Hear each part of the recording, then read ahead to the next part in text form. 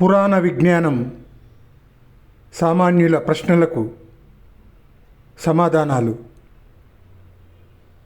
పూర్వజన్మ సుకృతం మానవుణ్ణి గొప్పవాణిని చేస్తుందా, లేక ఈ జన్మలో కృషి ముఖ్యమా? రెండింటికి అనుబంధం ఉన్నది. ఈ జన్మలో కృషియే మానవుణ్ణి ఉన్నతుణ్ణి చేస్తుంది. ఇది చేయాలంటే పూర్వజన్మ సంస్కారం ఉండాలి. ఆ సంస్కారం ఉంటే గాని ఈ జన్మలో ఉత్తమ కృషికి ఆలోచన రాదు. వచ్చినా ఈ జన్మ కృషి లేనిదే సార్థకము కాదు. కావున వెనుకటి ఆలోచన వదిలి మానవుడు ఉన్నతుడు కావటానికి బాగా కృషి చేయాలి ఈ జన్మలోనే.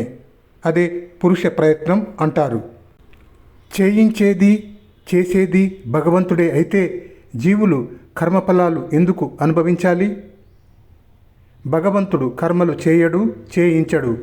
జీవుల పూర్వజన్మల వాసనలను జీవులకు ప్రేరణ చేస్తాడు. దుష్కర్మ వాసనలను చేయక సత్కర్మలు చేసే స్వాతంత్ర్యము జీవులకు ఉన్నది.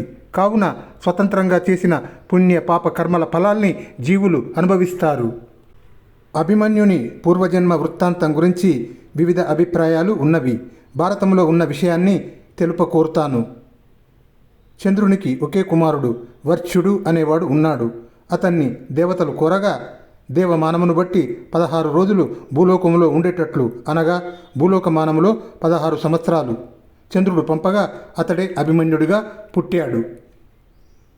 కర్మఫలాన్ని అనుభవించుటలో తేడా ఏమైనా ఉన్నదా? ప్రతి జీవి తాను చేసిన కర్మకు అనురూపముగా ఫలమును అనుభవించి తీరుతాడు. అనుభవించేది ఎవరైనా తేడా లేదు. గత జన్మలో చేసిన కర్మఫలం బట్టి ఈ జన్మలో అల్పాయుష్యము దీర్ఘాయుష్యము వస్తుందా?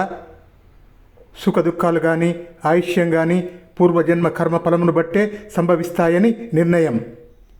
తల్లి తండ్రి చేసిన పాపం పిల్లలకు తగిలింది అంటారు. ఇది నిజమా?